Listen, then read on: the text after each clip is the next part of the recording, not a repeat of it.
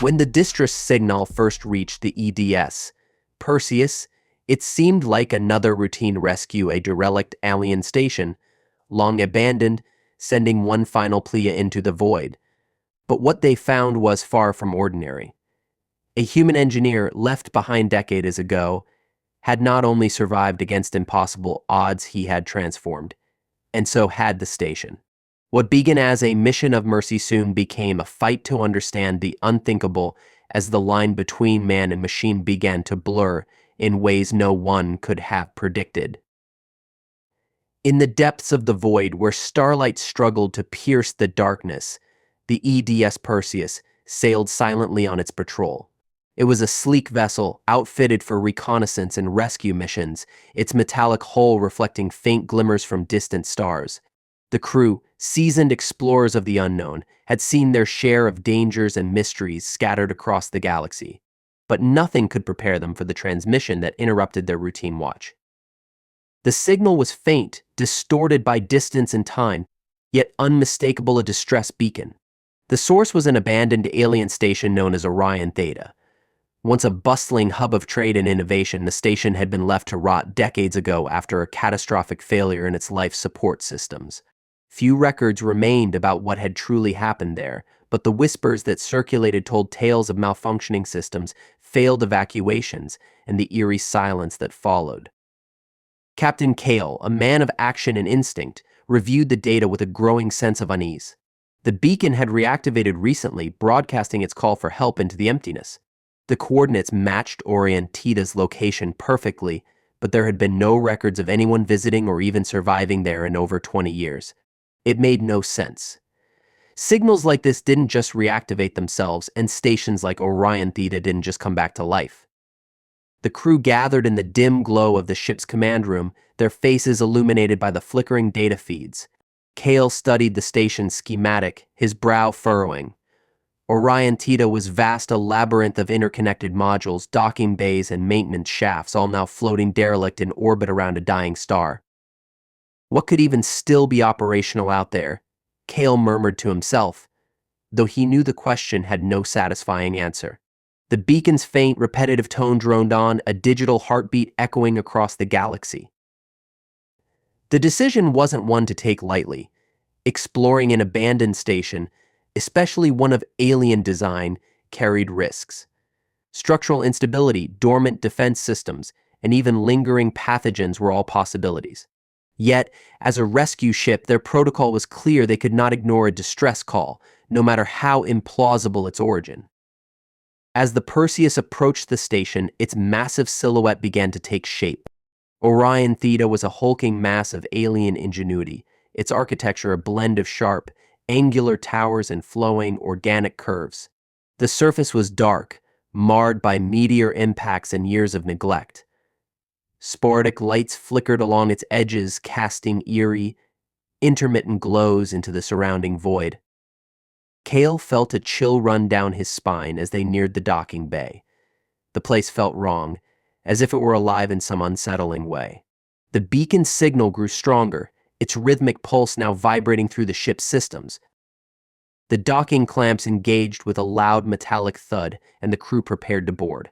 Kale's hand hovered over the console, his instincts screaming a silent warning. But there was no turning back now. The door hissed open, revealing a gaping darkness that seemed to devour the light from their torches.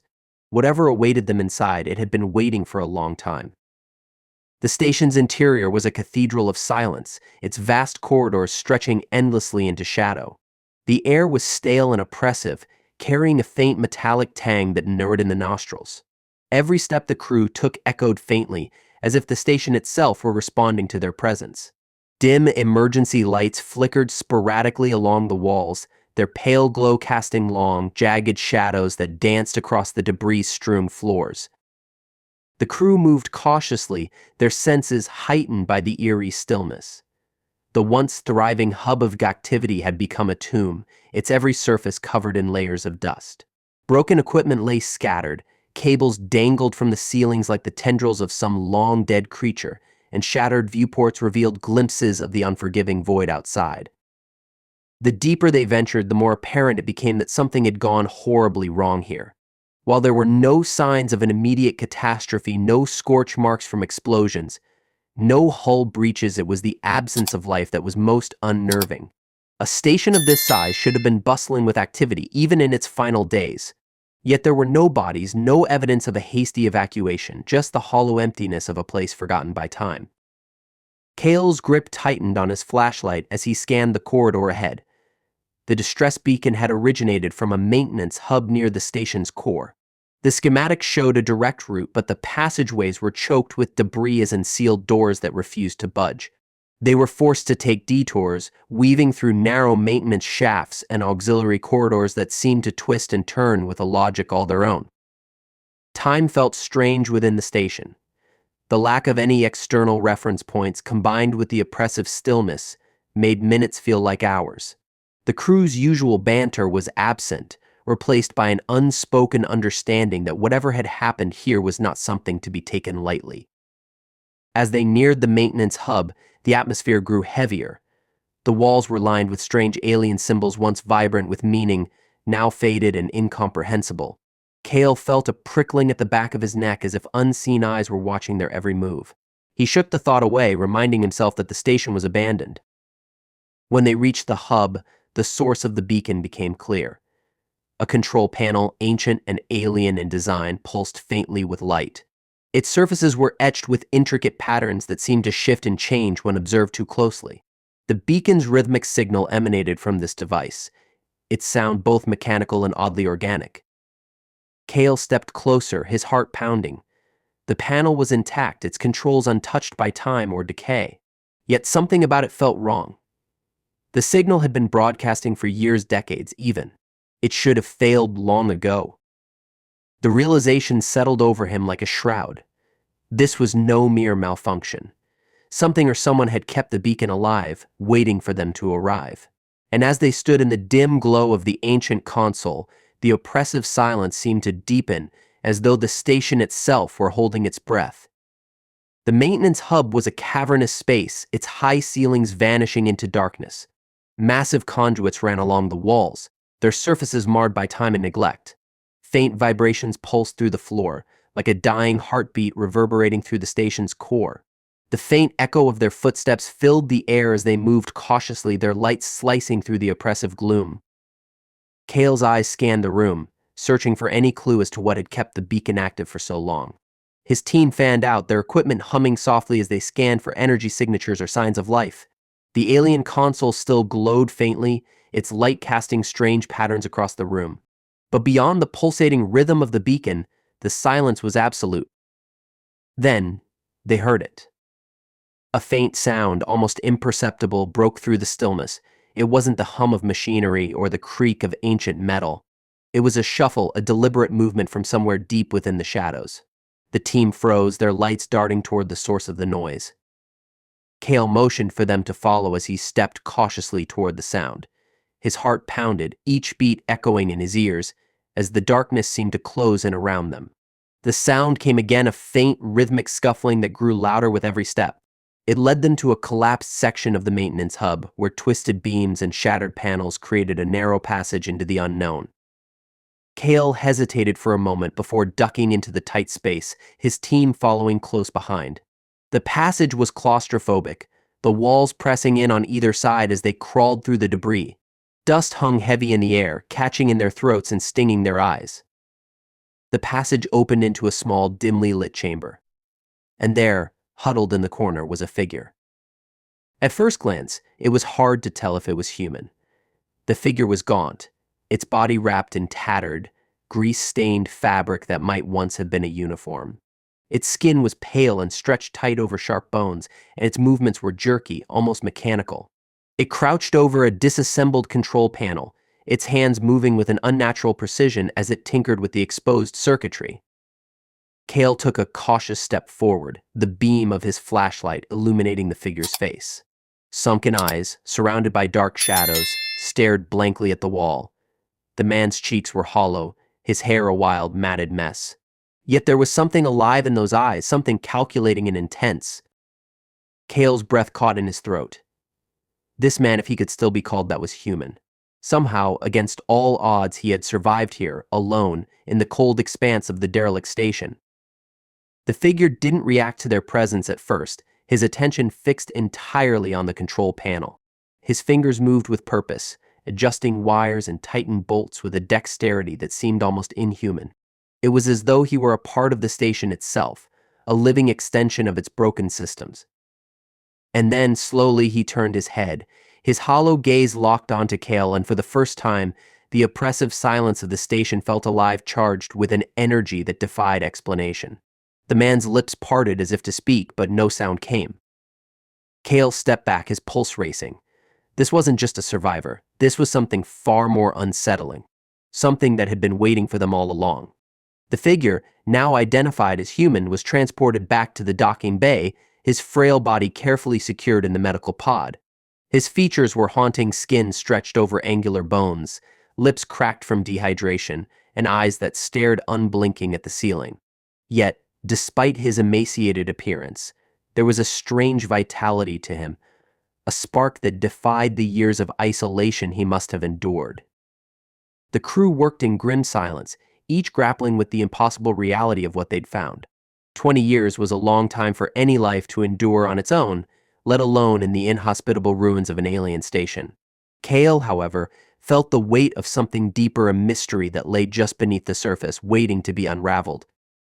As the medical systems administered fluids and monitored vital signs, the man began to stir. His movements were jerky at first, as though his body was relearning how to function. When his eyes finally focused, they carried a disconcerting intensity, as if every moment of his solitude had been etched into his memory.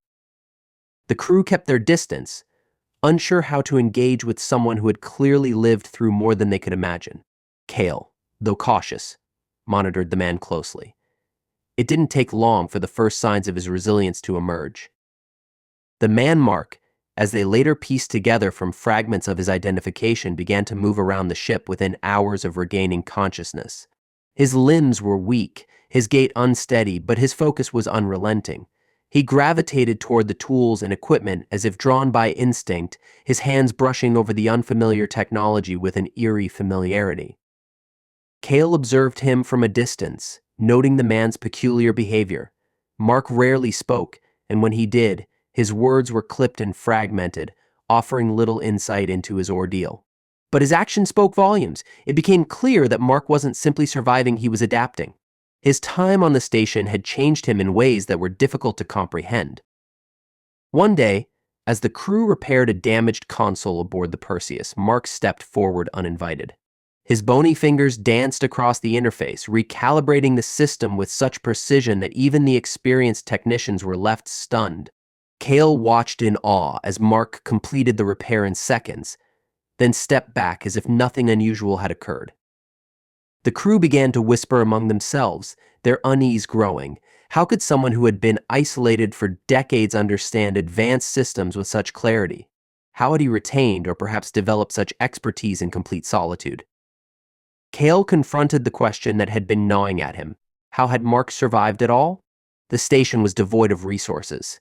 The air had been barely breathable, the power systems failing. And yet, not only had Mark endured, but he had also thrived in ways that defied logic. It was as if the station itself had become an extension of him, or perhaps he had become an extension of it. This thought lingered in Kale's mind, unsettling and persistent. Whatever Mark had become during his time alone, it wasn't entirely human anymore. As days turned into weeks, Mark's recovery accelerated, but his interactions remained cryptic. He began to speak more, his words revealing fragments of his experience. "The systems, I learned them," he murmured one evening, his voice hollow. "They were broken, but they spoke to me. I understood." Kale felt a shiver run down his spine. There was no arrogance in Mark's tone, only a quiet certainty. He spoke of the station as if it were alive, a complex entity that had communicated with him in ways beyond words. The crew grew wary, their unease palpable, but Kale couldn't shake the feeling that Mark's connection to the station was something profound, something they had yet to fully understand. Mark's focus began to shift. He spoke less of his survival and more of the station's systems, its failures, and its potential. "It isn't broken," he said one day, his eyes fixed on the void beyond the ship's window. "It's waiting." Mark's cryptic declaration lingered in Cale's mind as the days passed. "It's waiting," he had said, as if the derelict station held some deeper purpose. While the crew remained wary, Cale found himself increasingly drawn to the mystery. Mark's transformation was undeniable, his physical recovery defied all expectations, and his intellectual capacity for deciphering the alien systems bordered on the supernatural. Against his better judgment, Cale made the decision to return to Orion Theta. The Perseus docked once more, its clamps locking onto the station's crumbling exterior. This time, Mark led the way, his movements deliberate and precise. The once fragile figure now walked with an almost mechanical efficiency, his presence commanding attention. As they followed him through the station's twisting corridors, the atmosphere felt different. The oppressive stillness was gone, replaced by a faint hum that resonated through the walls. It was subtle but unmistakable. The station was coming back to life. Lights flickered to life in their wake, casting strange, shifting patterns across the walls. Systems that had long been dormant began to emit soft whirs and clicks, as if responding to Mark's presence. Cale's unease grew with every step. Mark seemed to navigate the labyrinthine corridors with ease, his path unerring even through areas that had previously been impassable. It was as though he knew the station intimately, as if he had been part of its very design. They arrived at the station's central core, a vast chamber dominated by a towering structure of alien machinery. The room was alive with energy, its surfaces pulsing with faint, rhythmic light. Mark stepped forward, his eyes fixed on the machinery as if seeing an old friend. He approached the central console, his hands moving with an almost inhuman precision as he began to manipulate the controls. The machinery responded instantly, its lights intensifying as a low, resonant hum filled the chamber. The crew exchanged uneasy glances, their hands hovering near their equipment as they watched Mark work. Cale felt the tension rising. "What are you doing?" he wanted to ask, but the words remained unspoken. Mark seemed completely absorbed in his task, his focus unbroken as he activated systems that had been dormant for decades. The chamber began to vibrate gently, the air growing warm as the machinery's hum deepened. Then, the change became undeniable. The station's systems, once chaotic and unstable, began to stabilize. Lights illuminated the room in a steady glow, and the faint hum transformed into a harmonious rhythm. Data streams appeared on the surrounding screens, displaying alien symbols that Mark read with ease. Cale's mind raced. How could this be possible? Mark, a lone engineer abandoned for years, had not only survived but had mastered the station's technology in a way that defied comprehension. And now he was rebuilding it not as it had been, but as something entirely new. As the systems came online, the station seemed to awaken fully. The chamber pulsed with energy, the machinery thrumming with purpose. Cale's unease deepened as he realized the truth. Mark wasn't just repairing the station. He was transforming it. The crew began to back away, their instincts screaming that they were witnessing something far beyond human understanding. But Cale remained rooted in place, his gaze fixed on Mark. Whatever he had become, whatever connection he now shared with the station, it was clear that his transformation was complete. Mark finally turned to face them, his expression calm but unreadable. His eyes glowed faintly, reflecting the light of the machinery behind him. Cale felt a chill as he realized that Mark was no longer just a man. He had become something more, a bridge between humanity and the alien technology that surrounded them. And as the station's systems surged to full power, Cale couldn't help but wonder whether Mark's transformation was a gift or a warning. The station's core began to hum with a resonance that vibrated through the bones of every crew member present. Panels along the walls flickered to life, illuminating intricate networks of alien symbols and diagrams. Mark stood at the center of it all, his lean frame silhouetted by the pulsing energy that now radiated from the machinery. He appeared serene, his movements deliberate, as if every action he took was dictated by an understanding beyond human comprehension. Cale's mind raced as he observed the unfolding transformation. This was no simple restoration of old systems, this was evolution. The station was becoming something far greater than its original purpose. Its alien architecture, once a decaying relic, now gleamed with renewed vitality. The walls themselves seemed to shift subtly, their surfaces rearranging to accommodate new energy flows. Mark turned back to the central console, his hands moving with inhuman speed as he continued to activate systems buried deep within the station's core. With each command he entered, the environment around them changed.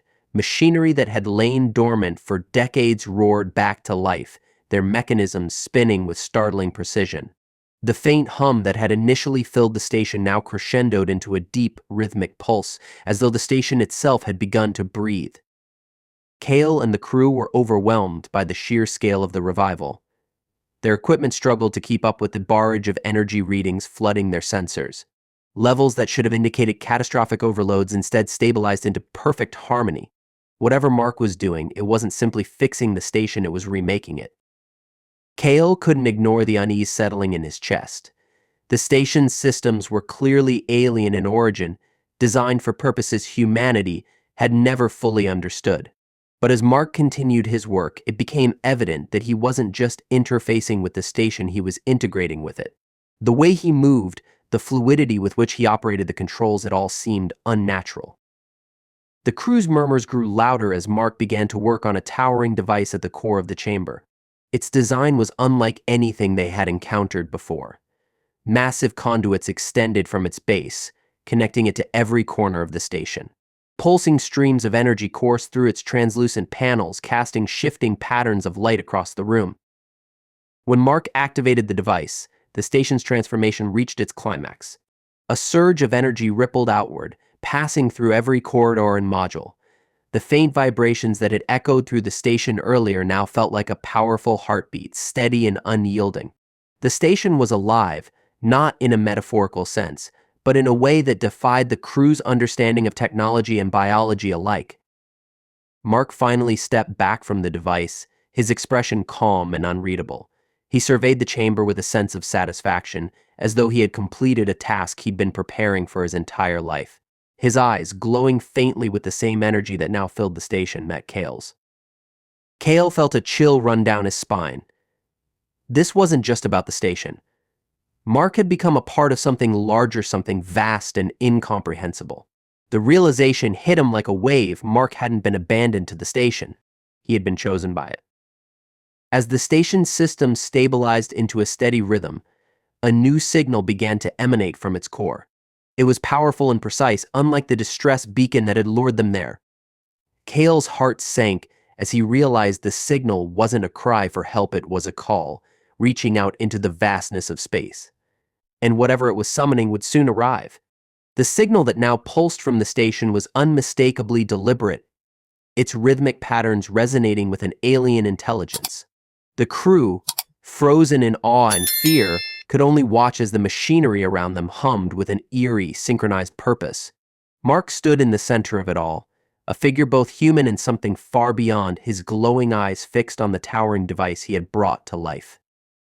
Kale's instincts screamed at him to leave, to pull his team back to the safety of the Perseus, but it was already too late. The station was no longer a derelict, it was awake, aware and active. Energy surged through its conduits, flowing like blood through veins, as if preparing for something monumental. The call it had sent out was not just a signal, it was a beacon of intent, a declaration of existence that could not be ignored. The monitors on the Perseus flared to life, their screens displaying patterns that defied human logic. Alien symbols scrolled across them at impossible speeds, accompanied by bursts of data too complex for their systems to process. The ship's AI struggled to decipher the information, spitting out fragments of translations that hinted at vast technological knowledge, warnings, and something resembling a countdown. Mark turned to face Kale, his expression devoid of the exhaustion and fragility he had exhibited when they first found him. He radiated a quiet authority, as though he had transcended the limitations of his humanity.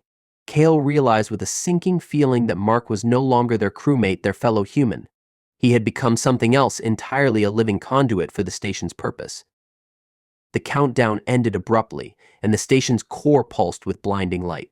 A wave of energy cascaded outward, passing harmlessly through the crew but igniting the surrounding void with dazzling brilliance. For a moment, the darkness of space was banished, replaced by a lattice of glowing filaments that stretched into infinity. Kale's breath caught as he understood what they were seeing. The station wasn't just a structure, it was a node, part of an immense network spanning the galaxy. The energy it had unleashed was a signal to other nodes activating systems that had lain dormant for millennia. And now the response was coming.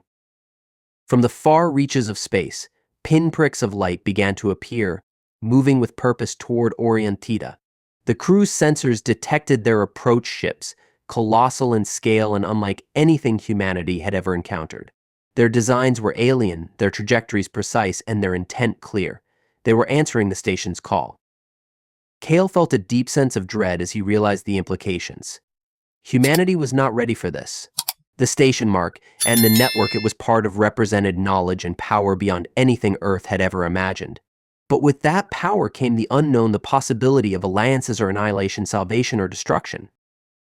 Mark turned back to the console, his hands resting on its surface as the approaching ships filled the monitors. His expression was calm, almost serene, as if he understood the enormity of what was about to happen and had already accepted it.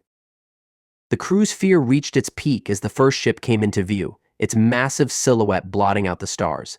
It slowed as it neared the station, its surface alive with shifting patterns of light. More ships followed, each one a testament to an intelligence far older and more advanced than humanity's. Kale knew they had no choice but to retreat. He ordered the crew to fall back to the Perseus, his voice steady, despite the terror threatening to overwhelm him. As they boarded the ship, Kale glanced back one last time. Mark remained in the station's core, standing tall amidst the machinery that now pulsed with life. He was no longer the man they had rescued, he was a part of the station, an emissary for whatever came next. The Perseus pulled away from the station, its engines straining as Kale initiated the jump to safety. As they disappeared into the void, Kale couldn't shake the image of Mark, illuminated by the station's light, and the knowledge that humanity had stepped into something far greater than itself. If you enjoyed this story, don't forget to like, share, and subscribe to Sci-Fi Horizons Stories for more thrilling tales of science fiction and adventure.